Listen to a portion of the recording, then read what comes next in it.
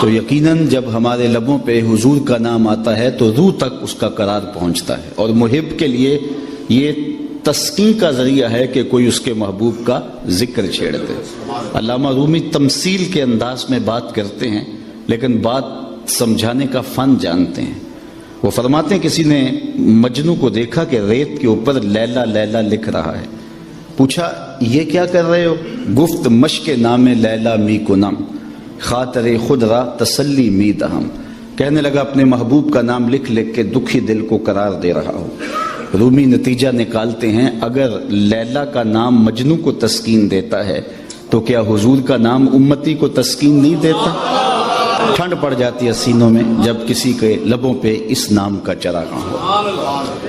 یہ ہم جو محافل میلاد منعقد کرتے ہیں مختلف ناموں سے، تو ایک تو اپنے ذوق کی آبیاری کے لیے اور اپنے قلب کی تسکین کے لیے ہم ان کا انعقاد کرتے ہیں، اور دوسری بات یہ ہے کہ یہ ہمارے ذمے ہے کہ ہم حضور کی مدح کریں۔ الصارم المسلول کے اندر ابن تیمیہ نے بھی یہ بات لکھی ہے کہ حضور کی مدح کا قیام دین کا قیام ہے، اور اگر کسی سے یہ فریضہ رہ گیا تو اس سے دین کا ایک اہم رکن رہ گیا۔ اور جب سے خاکے تراشے گئے ہیں ہماری ذمہ داریاں فزوں تر ہو گئی ہیں کہ ہم گلی گلی حضور کے ذکر کی مجالس کا انعقاد کریں اور حضور کے نام کے ڈنکے بجائیں۔ گو حضور کا ذکر ہمارا محتاج نہیں ہے، بلکہ حضرت حسان بن ثابت رضی اللہ تعالیٰ عنہ فرماتے ہیں ما ان مدحت محمدا بمقالتی لیکن مدحت مقالتی بمحمدی، لوگوں میں اپنے شعروں سے حضور کی تعریف نہیں کرتا، بلکہ جب اپنے شعروں میں حضور کا نام رکھتا ہوں میرے شعروں میں حسن پیدا ہو جاتا ہے۔ آج ہماری ساری عزت حضور کے نام سے ہے نا، ہم کہاں عزت کے قابل تھے مگر بستی کے لوگ نعت کے صدقے ہماری آبرو کرتے رہے۔ تو ان کا ذکر کرنا یہ ہمارے لیے سعادت کا سبب اور ذریعہ ہے، اور اگر نہ بھی کریں تو ادھر فرق نہیں پڑتا، اور دوسری بات کہ کرتے بھی رہیں حق ادا بھی نہیں ہو سکتا۔ ساری زندگی زبانیں ذکر رسول میں تر رہے پھر بھی حق کے شکر ادا نہیں ہو سکتا۔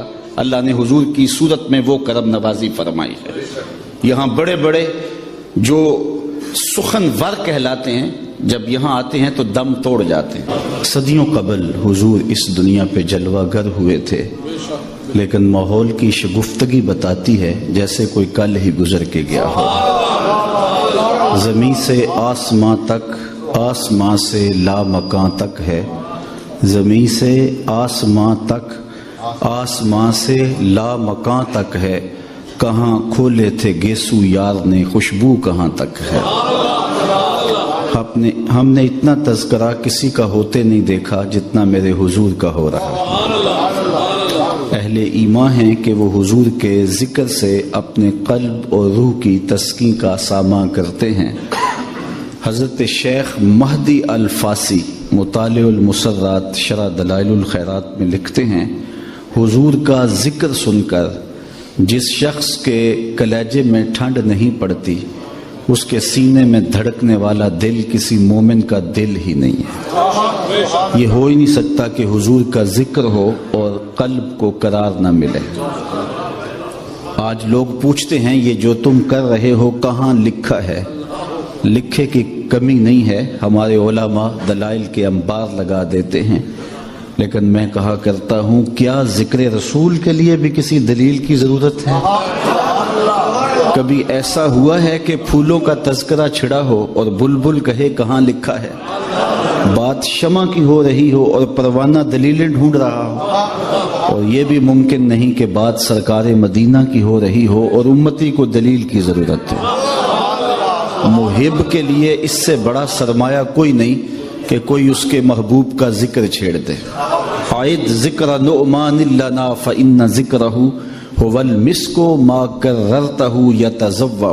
امام شافعی کہتے ہیں میرے ممدوح کی باتیں چھیڑو، میرے محبوب کا ذکر کرو، ان کا تذکرہ ایسی کستوری ہے تم جوں سے چھیڑتے جاؤ گے خوشبو پھیلتی چلی جائے گی۔ مطرب سے کہو کہ چھیڑے ذرا اس جان تمنا کا قصہ، मुतरिब से कहो कि छेड़े ज़रा उस जाने तमन्ना का किस्सा, फुरकत के भयानक लम्हों में कुछ दिल को सहारा हो जाए। तो यकीनन अहले ईमान के लिए हुजूर का जिक्र कल्ब की, अगर ये मेहरबानी फरमाएं तो अपना अपना मिजाज होता है। वो इकबाल ने कहा था, नज़ारे के लिए जुम्बश मिजगा भी बार है, नरगस की आंख से तुझे देखा करे कोई। मैं ज़रा रूहानी तौर पे कमज़ोर हूँ और ये बरसते नोट मेरी तबीयत को उलझा देते हैं। मैं सिर्फ आपकी तवज्जो चाहूँगा, असर करे न करे सुन तो ले मेरी फरियाद, नहीं है दाद का तालिब ये बंदाए आज़ाद। बात कर रहा था कि मुहिब के लिए तज़किरा महबूब कल्ब और रूह की तस्कीन का सामा होता है, और जब किसी के लबों पे इस नाम का चरागां हो तो रूह तक ठंड उतरती है। मेरे शहर का एक पंजाबी शायर है डॉक्टर इसहाक, उसका मुझे एक शेर याद आया। वो कहता है, तेनू सीने दी मैं ठंड आखां, तेनू सीने दी मैं ठंड आखां, शहद गुलाब ते खंड आखां। और ये अनवर मसूद साहब हैं तो मज़ाहिया शायर, लेकिन जब नात लिखने पे आए तो कलम तोड़ दिए। उनका नाम लबों पर आए, मीठा मीठा मुंह हो जाए, उनके बोल बहारों जैसे और असहाब सितारों जैसे, उनसा प्यारा और न कोई, उनसे बिछड़ के लकड़ी रोई, जब वो सैर को जाया करते सर पे बादल साया करते।